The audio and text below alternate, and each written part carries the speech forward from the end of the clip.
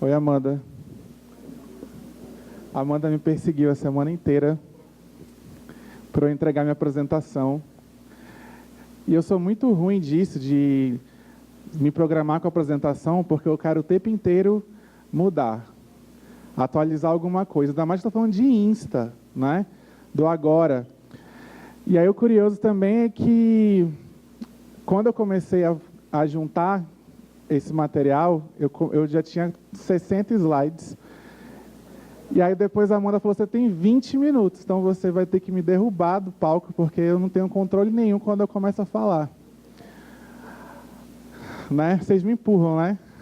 É bom que a gente já vira meme, ganha dinheiro, vai embora. Né? Viraliza, já vira pauta para ele. Ótimo. Eu vim conversar um pouco com vocês sobre o que a gente está vivendo hoje. Eu fico muito feliz de estar presente no auditório de uma universidade, falando com vocês que ainda estão na academia, para dizer que, especialmente quem trabalha em comunicação, está estudando para ocupar vagas que ainda não foram criadas, para resolver problemas que ainda não existem, com tecnologia que ainda estão inventando. Então, vocês estão construindo uma base para fazer o que vocês não sabem o que vai acontecer. Mas eu não quero assustar ninguém. Mas, eu, por exemplo, quando comecei a faculdade, eu jamais, naquela época, né, que foi semana passada, mais ou menos, dizer, olha, Arnaldo, você vai trabalhar com inteligência artificial. Eu falei, para com isso, nem manjo desse negócio, não sei nem o que é isso. Eu queria trabalhar com planejamento, com papel, fazer propaganda para a TV, enfim. Todo um processo que hoje ainda existe, tem a sua relevância, é importante no mix de comunicação de qualquer negócio, mas que você precisa estar cada vez mais ampliado. E o grande problema da nossa área é que, um professor uma vez me disse o seguinte, a gente não muda exatamente, a gente fica mais obeso de coisas. A gente tem que fazer mais, né? Inventar uma mídia nova, inventar umas coisas novas, lá vai a gente ter que ir atrás e aprender a fazer. E o complicado disso é que isso é o tempo inteiro, né? Até no Instagram, por exemplo, eu estou ali, feliz da vida, fazendo conteúdo para o feed do cliente, aí me inventam stories. Aí depois me inventam o IGTV. Aí eu tenho que fazer live. Então, numa mídia só, quer que eu morra lá dentro, que eles não querem que eu vá para lugar nenhum, né? Não saia daqui. Do feed, mude para o stories, do stories vá para a IGTV, da IGTV você volta para o feed para olhar quem curtiu as suas fotos, mas você não saia daqui, que a grande ideia é essa, né? Você pode até converger com algumas outras mídias, mas desde que esteja ali na minha área, no meu métier. E a TV faz muito isso hoje em dia, né? Eu, por exemplo, assinei Globoplay um dia desse, porque vocês me fizeram assistir Assédio, o primeiro capítulo. Isso é coisa de traficante, gente. Vem cá, ó, pega isso aqui. E aí tem aquele plot twist no final do primeiro episódio. Meu Deus do céu, o que vai acontecer? Tem que assinar a Globoplay. Funcionou, vocês são pessoas horríveis. Né? Mas o que é isso? Como é que as coisas estão funcionando hoje? A instantaneidade, ela é disruptiva. Na TV, por exemplo, um dos grandes paradigmas da TV é quebrar a tradição de grade. Não é? Ela falou da Carola, por exemplo, eu acompanho Carola agora que eu tenho Globoplay, mas antes o que eu fazia? Eu mandava gravar no meu decoder porque eu sou noveleiro. Então não é mais a TV que decide que horas que eu vou ver aquele produto. Sou eu que decido dentro da minha rotina, das minhas possibilidades. Por isso que é tão comum hoje em dia a gente maratonar e passar o resto do fim de semana alienado em casa, vendo alguma série, por exemplo. E eles querem que a gente faça isso, né? Então é importante também que você escolha bem o conteúdo que você vai atingir. Essa era ela questionadora, porque a gente vivia num processo midiático passivo, onde você recebia a informação em casa, onde você lia o jornal sozinho, muitas vezes ali no seu banheiro e passava horas ali, e você não tinha nenhum tipo de mecanismo de feedback. Não é? Você podia ficar indignado com uma notícia, que era você e o jornal, que era você e a TV ali gritando com a TV ou dando boa noite para o William, mas você não tinha essa cultura do feedback que é cada vez mais latente. E como o Isaac falou, eu também tive acesso a esse tipo de pesquisa, especialmente no Brasil, a gente fala de TV na internet, né? Os memes, os virais, os assuntos, especialmente no Twitter, é geralmente voltado para o conteúdo que a gente está consumindo, e o brasileiro consome muita TV. É para onde a gente aponta o sofá, para onde a gente aponta... toda a arquitetura da casa, né, ela é em cima de onde é que está a TV para eu assistir melhor. E essa era também de bastante infidelidade. E de todos os tipos, tá? Não se enganem com amor, porque tá difícil mesmo. Tá? Você tá ali, acha que está construindo uma relação, aí você descobre que alguém deu 3 likes nas penúltimas fotos do teu crush que você está dando em cima, e já era. Né? E esses meios todos de encontrar as pessoas, e você é especialmente infiel com os produtos de mídia, com todo esse processo, porque eles que têm que correr atrás da gente hoje em dia. Né? Eu estou aqui no meu celular, recebi uma notícia, e aí eu faço meu filtro, eu faço minha curadoria, eu escolho quais são os portais que vão ser notificados no meu celular, e essas notícias que vêm atrás de mim. Então, hoje também existe uma busca muito forte por credibilidade, porque por mais que você receba uma notícia na hora, você precisa de um veículo, você precisa de uma pessoa, muitas vezes, hoje em dia, não só a TV, mas o próprio jornalista, ele empresta a credibilidade dele para o produto que ele está vendendo, não é mais o contrário. Né? Se antes, por exemplo, eu cheguei a fazer jornalismo na UFAM também, não terminei, mas ali o grande sonho era o quê? Chegar na bancada do JN. Por quê? Porque era aquele veículo, era aquela marca que ia construir prestígio para mim. Hoje existe uma troca a partir disso. Não é tanto que vocês veem, por exemplo, youtubers gerando conteúdo para a TV, tem programas na TV fechada, tem uma youtuber no elenco de uma novela. Né? Isso não é à toa, isso atrai público, isso começa a fazer essa roda onde você converge N mídias para começar a entender como é que as coisas funcionam. No jornalismo, eu tentei separar algumas palavras, cada palavra só tinha uns 60 slides, mais ou menos. Mas aí eu aceitei o meu tempo, né, e resolvi resumir. Então, assim, no jornalismo, especialmente, você tem essa questão da coparticipação das pessoas, né, você não faz sozinho. Muitas vezes os furos de notícia, eles acabam entrando muito na onda de você monitorar pessoas de credibilidade que muitas vezes não são jornalistas, né? Hoje, por exemplo, a gente teve uma situação que é um pouco chata, mas serve de exemplo interessante no seguinte: eu não concordo com o que aconteceu, mas assim, houve uma coletiva com a equipe do presidente, e eles resolveram primeiro conversar na internet, nas redes sociais. Por quê? Porque ali é que está o público que ele quer atingir. Então ele dá uma barradinha nos veículos de imprensa. Não é tão interessante assim, porque o veículo de imprensa te ajuda a ampliar a tua voz, mas a ideia de que você só precisa dessa mídia está muito forte hoje em dia. E por isso que a gente vai atrás dessa questão da credibilidade. O mediatismo pessoal, eu quero ser notícia, eu quero ser veículo, nós somos midiáticos hoje em dia. Muitas vezes, furos de notícia, questões do dia a dia acontecem a partir da cobertura midiática que cada um resolveu fazer, né? E aí, a partir daí, você começa a construir nomes e pessoas que geram credibilidade na tua rede. A gente vive um processo de ansiedade, às vezes pela ânsia de ser o primeiro a publicar, de ser o primeiro a dar o furo. A notícia não é geralmente tão bem checada quanto antigamente. E a questão das fake news, gente, muita gente tá impossível, tá difícil, mas quem faz girar a fake news não é a plataforma, não é o portal que criou, somos nós. E é um comportamento muito latente e sério, por quê? Porque a gente prefere espalhar uma notícia falsa que corrobore com o meu posicionamento do que conversar com a verdade. E isso é muito complicado hoje em dia, e para isso que a gente tem veículos, jornalistas sérios para investir nessa questão da credibilidade. Então, muitas vezes, quando eu preciso, por exemplo, para compartilhar um link que eu acho que seja falso, eu vou nos portais que eu confio para ver se saiu alguma coisa ali, ou escolher um link que me afira também credibilidade. Porque como um vídeo que a gente viu anteriormente, logo no comecinho, eu sou o que eu consumo e eu sou o que eu compartilho. Tá? A construção da percepção de valor que as pessoas têm de mim hoje, especialmente quem não me conhece, mas me acompanha pela internet, é a partir do que eu escrevo, é a partir do que eu registro, é a partir do que eu credibilizo quando eu compartilho um link.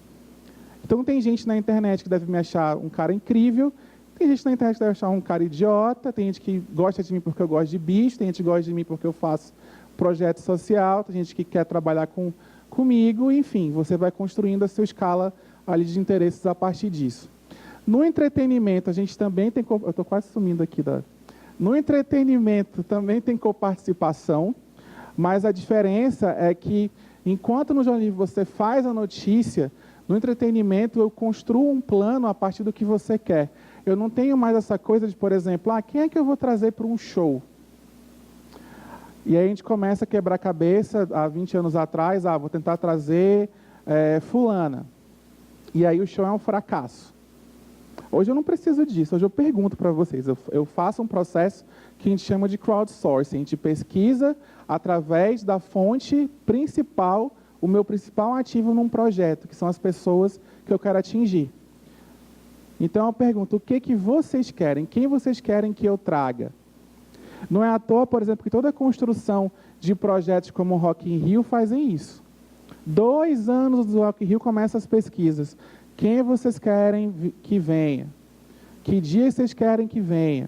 Que atração vocês querem no dia X? Como é que vocês querem que as coisas funcionem?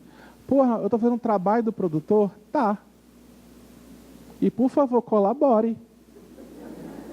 Porque eu vou gastar dinheiro com isso, o mínimo que eu quero é que o show lote. Que vocês comprem os ingressos. Tá? E não é com foto no Instagram, não. A quebra de grade, como eu falei, né, eu faço o meu processo de entretenimento, eu escolho as séries, a hora que eu assisto, do jeito que eu assisto. Não é? Todo o processo, por exemplo, eu vi uma pesquisa que apontou assim, como é que a Blockbuster, não sei se vocês conhecem, não sei se é da época de vocês, né, da maioria, mas a Blockbuster era ali o grande dono do entretenimento. Tinham lojas gigantescas, a locadora de vídeo parecia um supermercado de tão grande, né? E eles quebraram. A Virgin também era a maior loja de música do planeta, tinha no mundo inteiro. Quebraram. Por que a gente quebra? Por que a gente fica parado no tempo? Porque a gente para de prestar atenção. Porque a gente deixa de escutar as pessoas. Então, por exemplo, Blockbuster, olha só, eu trabalho, eu estudo, eu tenho 3 cachorros, eu tenho um monte de coisa para fazer, não dá mais para eu chegar na tua loja, escolher um produto, e eu demoro para escolher, né? Eu tenho um problema, eu sou geminiano, tenho que levar 2, eu fico ali 2 horas para escolher 2 filmes, aí eu tenho que ir para casa, não dá para colocar ali a mídia no celular, eu tenho que ir para casa ver os filmes, aí eu tenho que devolver para vocês. Quando era VHS, VHS era um negócio, era uma fita assim, com um rolo dentro, tá? Que me disseram, não cheguei a... E aí você tinha que rebobinar, senão você pagava multa. Então, só nisso, o trabalho que isso dá, parou. Por quê? Porque eu quero assistir a minha série agora, do jeito que eu quiser, na plataforma que eu bem entender, no local da minha preferência. Então, por isso que a mídia faz o quê? Converge. Eu estou no celular, no tablet, no computador, na TV, onde você quiser. Não é você que tem que se adaptar a mim. Opa, estou para terminar meu tempo. E estou no 3º slide ainda. Muito obrigado. A gente tem... Oi? Não, tem mais um pouquinho, gente. Eu já estou sofrendo censura aqui, o governo nem começou. Ai, ai. Então, a gente tem a questão da edição e do remix, que você pega um produto cultural de entretenimento e você refaz, né? E vem toda a cultura dos memes, por exemplo. Você tem a questão também do reconhecimento social. Isso é uma das coisas mais importantes que a gente tem nesse processo, porque tem uma pesquisa que diz o seguinte: aparecer é a necessidade fundamental do ser humano hoje. Tá? E não tem problema nenhum em aparecer. Ah, eu sou discreto. Mentira. Ah, eu tenho rede social para encontrar minha família. Mentira. Tu não vai nem no almoço da sua avó, quanto mais você se preocupar com parente de rede social. Né? Você está lá, querido, para aparecer. Você quer lá os seus likes. A questão toda é por que você aparece e como você aparece. Aparecer em si não é problema nenhum. Não é? Você constrói, planeja seu trabalho a partir dali, por exemplo. Você encontra pessoas interessantes, você faz afinidade, constrói a tua bolha, desenvolve relacionamentos. E você não vai conseguir fazer nada disso se você ficar escondido no limbo, né? Numa caverna no escuro. Isso não vai acontecer. Tá? Você precisa aparecer, todos nós precisamos. Justamente por essa cultura de meme. Né? E essas coisas perdem o controle e giram por anos, e geram negócios, geram renda. Por quê? Né? Por que essa mulher está ganhando dinheiro, por exemplo? Não entendo. Tá? Essas aqui, o império midiático, fazendo o quê? Aparecendo, nada. É acordando, dormindo, comendo, casando, engravidando, parindo, casando, engravidando, carindo, separando, comprando carro. Né? Só que existe um apreço por esse lifestyle que faz o quê? Que gera o quê? Influência. E a partir da influência, da presença delas, vocês começam a comprar o quê? Produtos, e gira toda uma indústria em cima de nomes de pessoas, não mais de empresas, não mais de produtos, mas de um processo de reconhecimento social. Você não vai num restaurante caro com fome, por exemplo. Fome a gente resolve com o pão dormido do dia anterior. Você se apronta, você espera horas as pessoas chegarem, para você ir num local e apreciar o reconhecimento social. Isso não tem futilidade nenhuma nisso. A questão toda é por quê? Se a ideia, por exemplo, é encontrar a galera e confraternizar, vai. Ok? E aí você começa também a perceber que essa era também é muito da busca pela verdade. Não é? No meio de tantas notícias falsas, tantas imagens editadas, tantos filtros que a gente coloca, a gente começa a buscar onde as pessoas de verdade estão. E essa questão do agora, do instantâneo, é tão latente que você começa a criar ídolos, únicos exclusivamente porque eles têm problemas parecidos com o seu. Muitos youtubers, por exemplo, cresceram assim. Começaram a reclamar da própria vida pela internet. Né?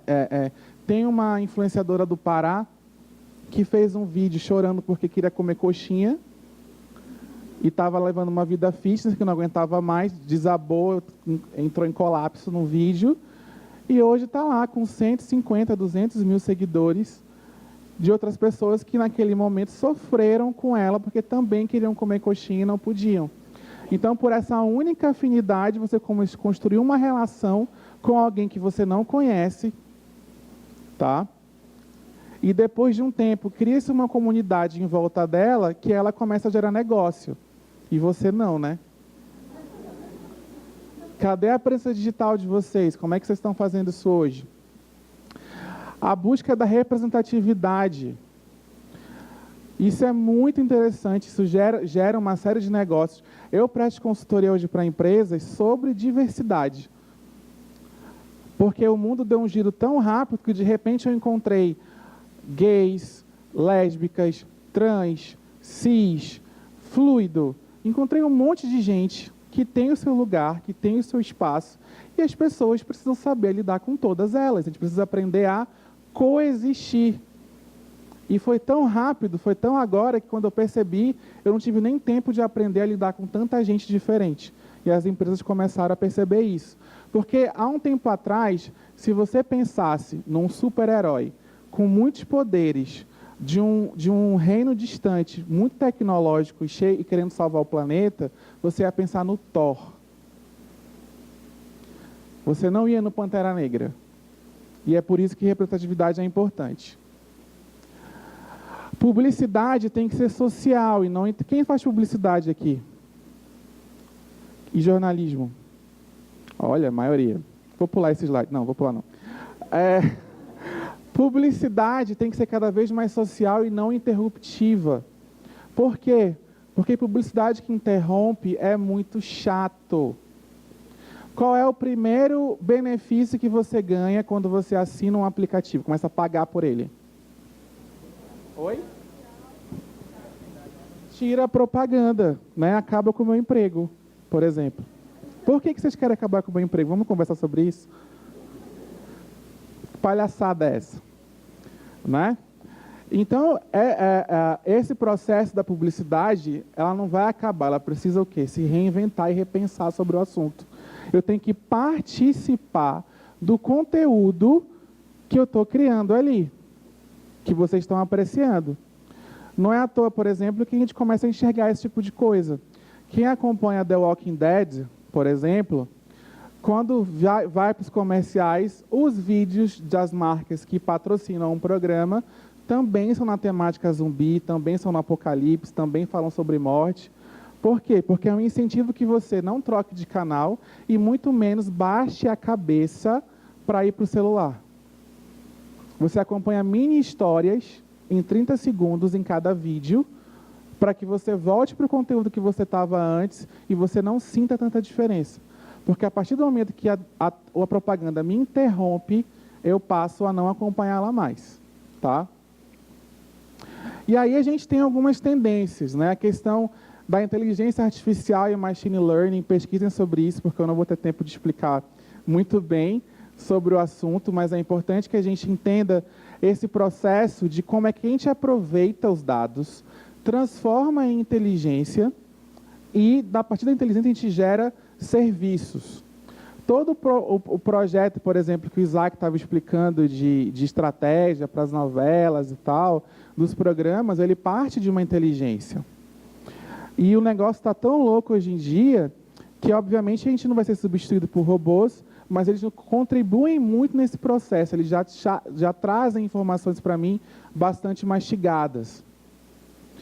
A questão do marketing em tempo real, você tem que monitorar o que está acontecendo para desenvolver peças e campanhas no momento que elas acontecem. Eu não tenho mais como planejar conteúdo, por exemplo, e não deixar janelas para que a gente pesquise o que está acontecendo no momento, para que a partir dali eu crie conteúdo espontâneo, crie conteúdo que esteja na crista de uma onda para eu ser relevante. Para vocês terem uma ideia, por exemplo, são 450 horas de vídeo novo no YouTube por minuto. Por que você vai dar play no meu? Eu tenho que saber quem você é. Eu tenho que entender por que você chegou ali. Qual é o teu interesse no meu conteúdo. E a partir dali, gerar esse conteúdo. E pensar muito nos 5 segundos iniciais, para que você não pule o meu anúncio, por exemplo. Ok? Oh, já estourei o tempo. Estou acabando, tá? E um recado importante para todo mundo. Você precisa aprender a ser uma empresa de tecnologia. Quando a gente fala de tecnologia, o pessoal pensa em computador, pensa em um monte de coisa, mas tecnologia é uma ciência que reúne técnicas e transforma isso em dado e processo para você fazer um trabalho melhor.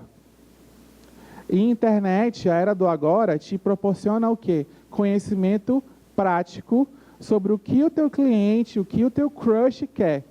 Até para pegar alguém, você tem que entender de instantaneidade. Porque é ali no momento. Tá? Crush postou uma foto no Stories. Passou 3 minutos, já passou 10 na tua frente. Preste atenção no que está acontecendo. Concorrência é um negócio absurdo. Tá? Então, esse processo de tecnologia nada mais é o quê? Colete informação, tá? e não sofra de uma doença chamada excedente cognitivo, que é você ter o excesso de informação e não processar. Colete a informação, analise e use a informação para fazer um produto. Exemplo, vocês conhecem o Papai é Pop, o Piangers? Não conhecem? A gente vai embora. Gente. Enfim, procurem. Ele é um cara que nasceu, virou pai, se ferrou todinho para entender como é que educa uma menina nos mundos de hoje, ok? Coletou informação, analisou, viu que um monte de outros homens estão ferrados nessa questão de educar uma mulher, transformou em produto. O Papai é Pop já está na segunda coleção do livro, vende no mundo inteiro, o cara viaja o país inteiro ensinando inovação e tecnologia para as empresas. Baseado em quê? Na educação que ele dá para as filhas. Então, não menosprezem nenhuma informação que vocês tiverem. Analisem, transformem em dados, façam um produto melhor, façam uma versão melhor de você, ok? E siga em frente, certo? Acabei? Acabei. É isso, gente. Muito obrigado, tá?